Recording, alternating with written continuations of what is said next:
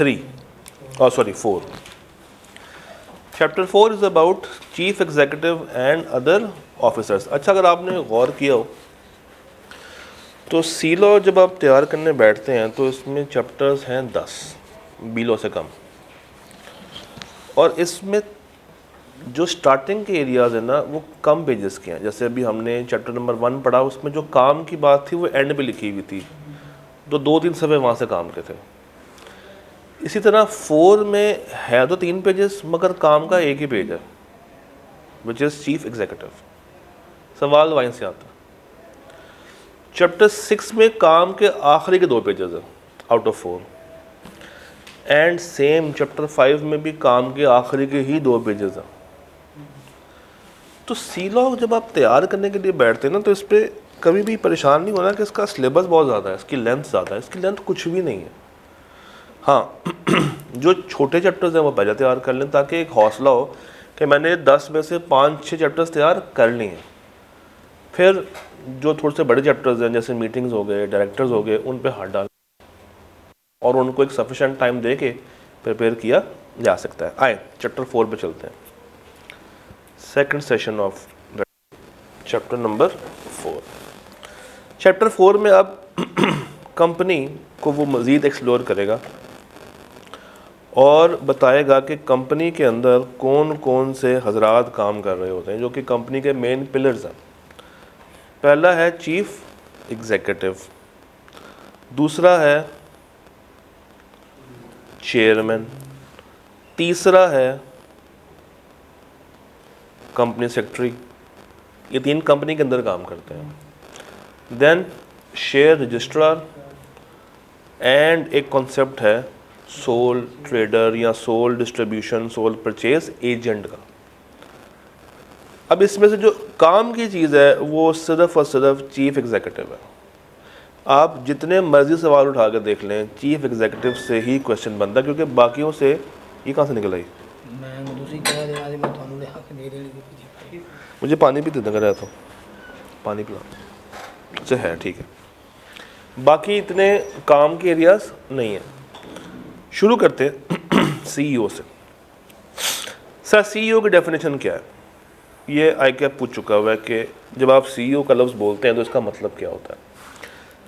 CEO means an individual subject to the control and directions of the director, यानी कि ये directors के हाथों में, डायरेक्टर्स के मुताबिक काम करता है, उनके कंट्रोल में होता है।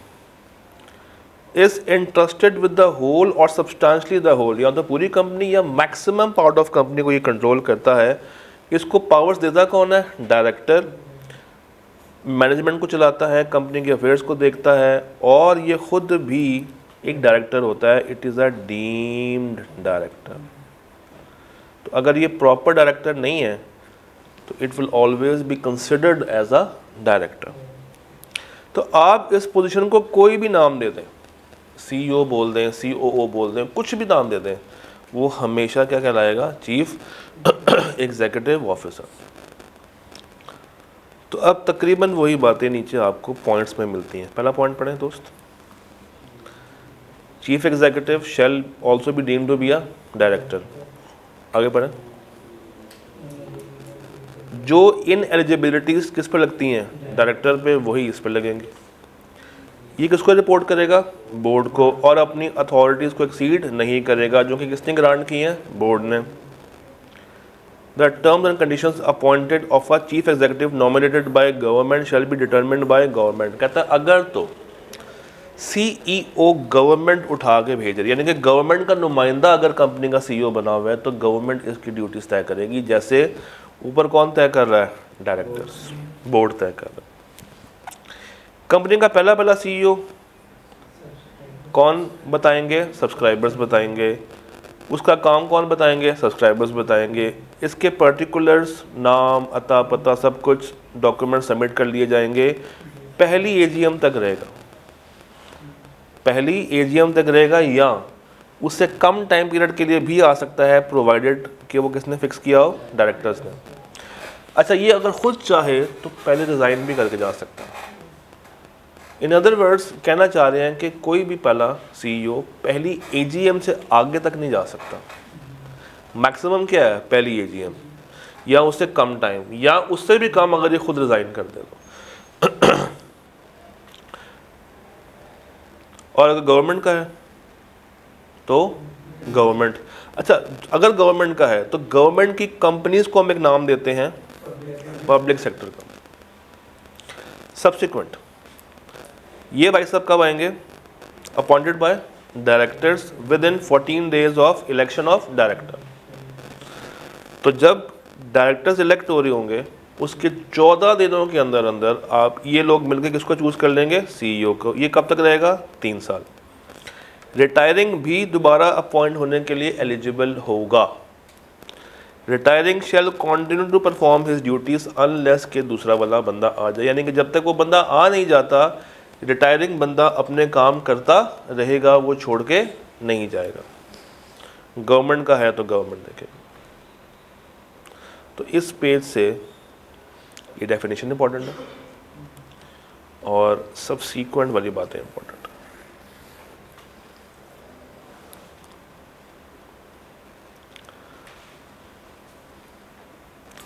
टर्म्स कौन तय करेंगे, डायरेक्टर्स। और अगर गवर्नमेंट का है तो कौन तय करेगी, गवर्नमेंट। तो ये तो ओके हो गया। रिमूवल, क्या इसको निकाला जा सकता है, यस। कैसे, डायरेक्टर्स मीटिंग में बैठ के 3/4 एग्री हो जाएं कि भाई इसको फारिग करो, तो 3/4 चाहिए, 75% चाहिए। या मेंबर से क्या पास करवा लें, स्पेशल रेजोल्यूशन। या अगर गवर्नमेंट की तरफ से आया हुआ है, अगर गवर्नमेंट की तरफ से आया है तो उसके लिए भी 75% वाली ऑप्शन है।